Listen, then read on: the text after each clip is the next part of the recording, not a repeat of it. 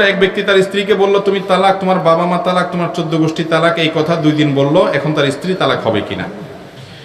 যদি কেউ এরকম কথা বলে সে অত্যন্ত নিকৃষ্ট, নোংরা এবং জঘন্য কাজ করেছে।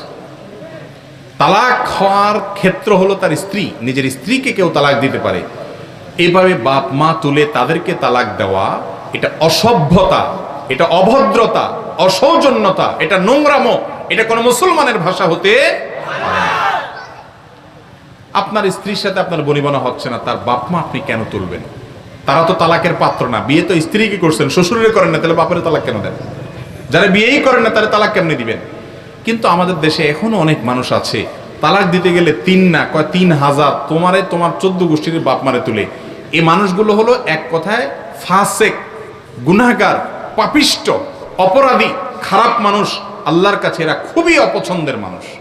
রাগ আসলে মাথাটা ঠিক রাখেন, এত বেলাইন হয়ে যায় না যে কি বললেন, কারে বললেন সেটা খেয়াল করলেন না। মুসলমান কখনো গালিবাজ, অভিশাপকারী এবং এই যেনতেন ফালতু এবং নিচু কথা বলা মানুষ মুসলমান হতে পারে না। লাইসাল মুমিনু বিত্তাআনি ওয়ালাল লাআনি ওয়ালাল ফাহিশ ওয়ালাল বাযী, নবীজি সাল্লাল্লাহু আলাইহি সাল্লাম বলেছেন।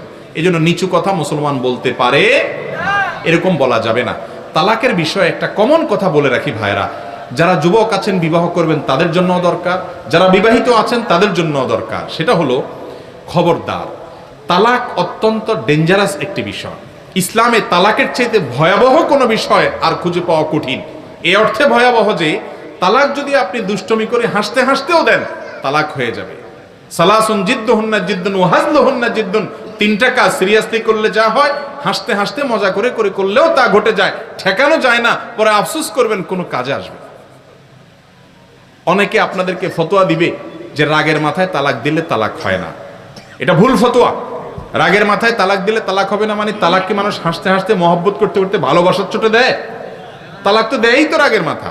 হ্যাঁ, রাগ যদি এত বেশি হয় যেই রাগের কারণে কি বলছেন আপনার সেন্স নাই, অন্যরা বলছে যে তুমি এটা বলছো, আপনি কি বলছেন নিজেও জানেন না, তাহলে তো আপনি পাগলের মতো হয়ে গেছেন, সেন্স নাই, তাহলে ওইটা হবে না।